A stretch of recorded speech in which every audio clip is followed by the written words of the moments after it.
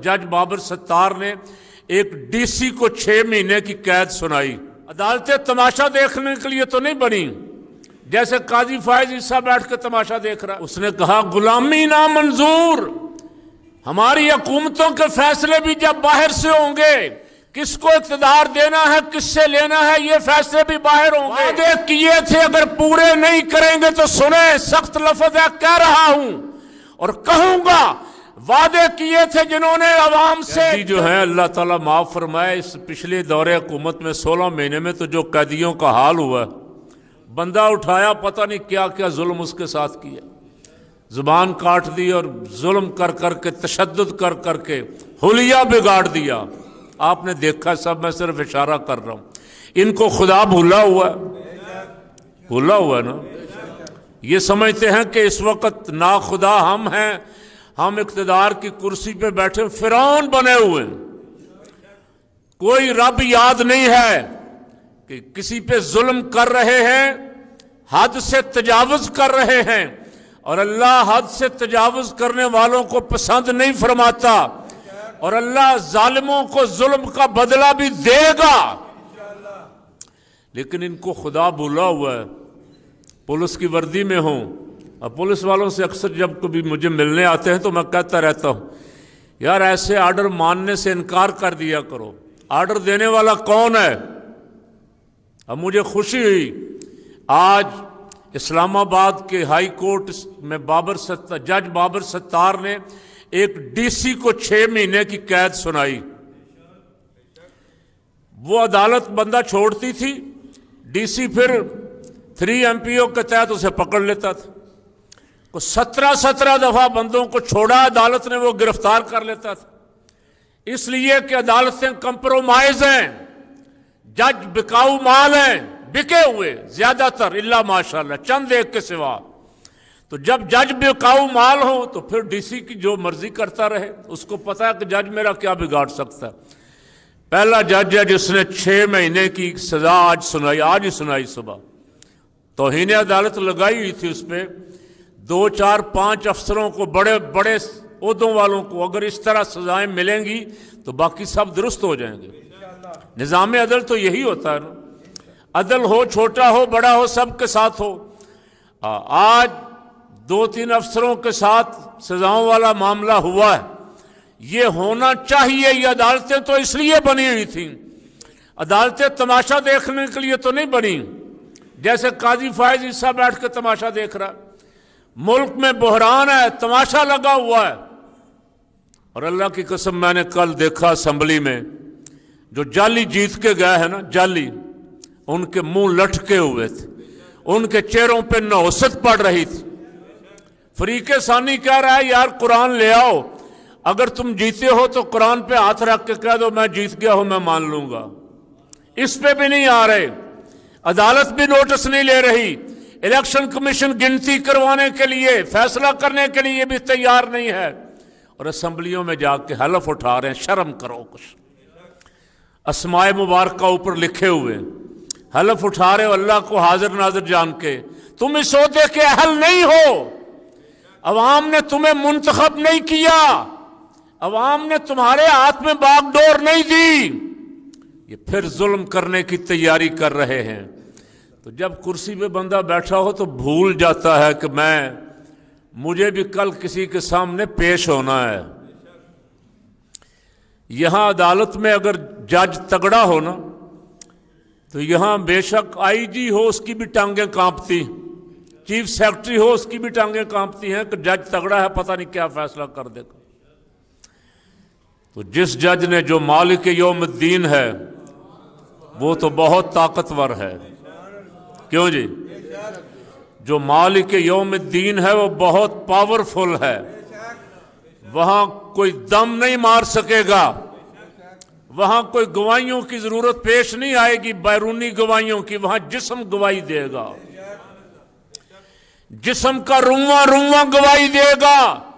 ये मेरे हाथ मेरे खिलाफ, मेरे कदम मेरे खिलाफ, मेरे जिस्म का मुख्तलिफ हिस्से मेरे खिलाफ गवाही देंगे। किसी बैरूनी गवाह की जरूरत नहीं पड़ेगी, जुबान चलाने की जरूरत पेश नहीं आएगी, बंद कर दी जाएगी। अल-यौम नख्तिमु अला अफ़वाहिहिम, मोहर लग जाएगी, जुबान आज नहीं हिल सकती।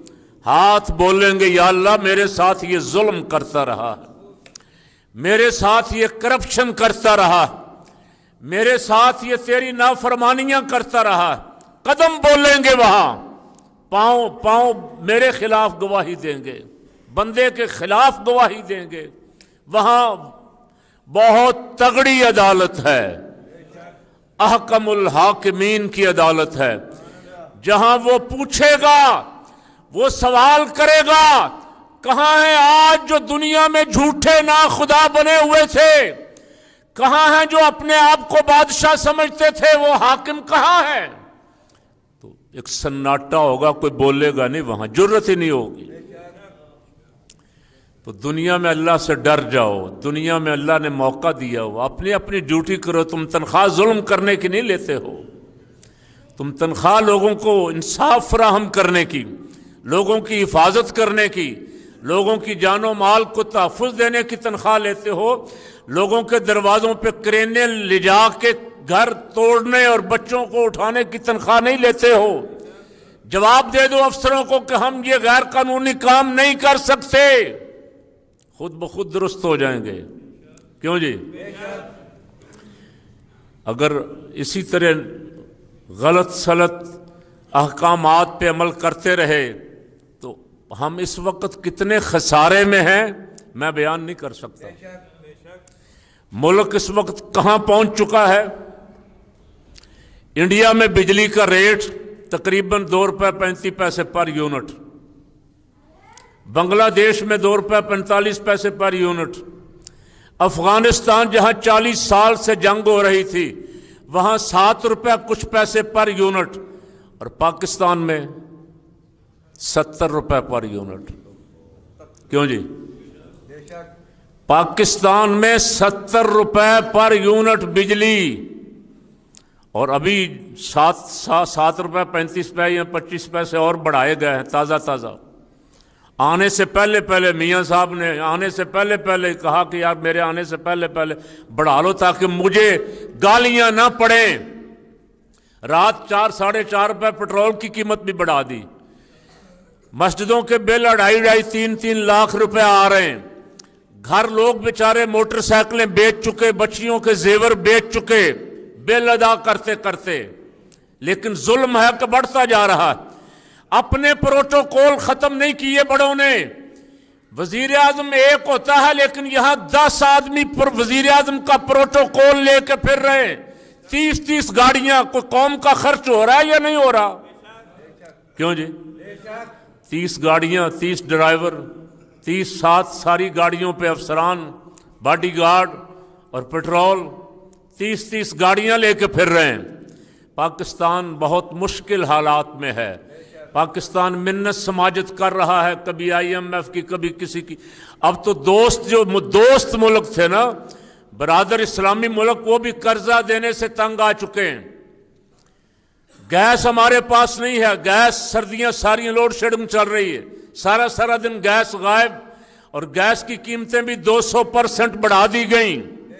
जिसका बिल 1000 रुपये आता था उसका 11 हज़ार रुपया बिल आया। ईरान के साथ हमारा मुआहदा है, गैस पाइपलाइन ईरान ने बिछा दी। अपने इलाके में अपनी सरहद तक गैस पाइपलाइन ईरान ने बिछा दी है। पाकिस्तान को अमेरिका इजाजत नहीं दे रहा ईरान से गैस लेने की। क्यों जी? अमेरिकी गुलामी है या नहीं है?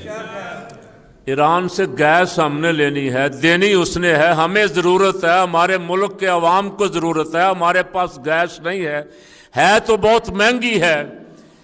ईरान से हमें सस्ती गैस मिल रही है, लेकिन अमेरिका बहादुर नाराज हो गया। जरदारी के दौर में ईरान के साथ मुआहदा हुआ था, फिर रोक दिया गया, फिर अब दोबारा हुकूमत ने को हरकत बरकत की, फिर आर्डर आ गया है कि ईरान पे हमने पाबंदियां लगा रखी हैं, ईरान से तुम गैस नहीं ले सकते। तो क्या ये अमेरिकी गुलामी हमें मंजूर है? नहीं। यही जुर्म है एक बंदे का कि उसने कहा गुलामी ना मंजूर। हमारी हुकूमतों के फैसले भी जब बाहर से होंगे, हमारे यहां हम क्या खा सकते हैं, क्या पी सकते हैं, इसके भी फैसले बाहर से होंगे। किसको इक़्तिदार देना है, किससे लेना है, ये फैसले भी बाहर होंगे। तो फिर आज़ादी किस चीज़ का नाम है? हमने, हमारे आबाओ अजदाद ने तो 1947 14 अगस्त को आज़ादी हासिल की थी। हमारे इक़्तिदार परस्तों ने, हफ्से इक़्तिदार के पुजारियों ने हमें दोबारा फिर अमेरिका की गुलामी में दे दिया। मेरा रब इरशाद फरमा रहा है कि मैं जुल्म करने वालों को पसंद, हद से बढ़ने वालों को पसंद, ला युहिब्बुज़ ज़ालिमीन ला युहिब्बुल मुअतदीन, तौबा करने वालों को पसंद करता हूँ। मैं दावत फ़िक्र दे रहा हूँ। रमज़ान मुबारक आ रहा है, मुझे अंदाज़ा है, आपको भी अंदाज़ा है। हर बंदे ने अफ्तारी के वक्त बैठ के अफ्तारी का सामान मंगवाना है। उसको पता है कि ये सेब जो 200 रुपये किलो मिल रहा था रमज़ान पाक से पहले, ये रमज़ान शरीफ में 800 पर किलो पे पहुंच गया। क्यों जी? वो समोसा जो 20-25 का मिलता था 60 पे तो पहले पहुंचा हुआ, रमज़ान शरीफ में पता नहीं कहाँ जाएगा। कोई है जो यार जिसको मुल्क की फ़िक्र हो? जो वज़ीर आला बनने का शौक़ बहुत सारा था, वज़ीर आज़म बनने का शौक़ भी बहुत सारों को है। मारे खाएंगे, करोड़ों रुपया खर्च करेंगे, नारे लगेंगे चोर चोर के, बेइज्जती होगी, लेकिन असम्बली में जाना चाहते हैं, अवाम की हमदर्दी में जाना चाहते हैं। तो फिर करो, अवाम की हमदर्दी भी करो ना। अगर तुम कहते थे हम अवाम की हमदर्दी में जा रहे हैं, पेट्रोल हम सस्ता कर देंगे, हम बिजली 200 रुपये पर यूनिट फ्री कर देंगे, वो सिंध वाला कहता था 300 यूनिट फ्री कर दूंगा। किसी ने ऐलान किया अभी तक? वजारतों की बंदर बांट हो रही है। अब जो वादे किए थे वो पूरे करेंगे? आपको उम्मीद है? बोलने तो सही है, मुझे तो कोई उम्मीद नहीं। वादे किए थे अगर पूरे नहीं करेंगे तो सुने, सख्त लफ्ज़ है, कह रहा हूं और कहूंगा। वादे किए थे जिन्होंने आवाम से जलसों में जा जा के, प्रेस कॉन्फ्रेंसों में, टीवी पे बैठ बैठ के, अगर पूरे नहीं करेंगे तो उन पे अल्लाह की लानत।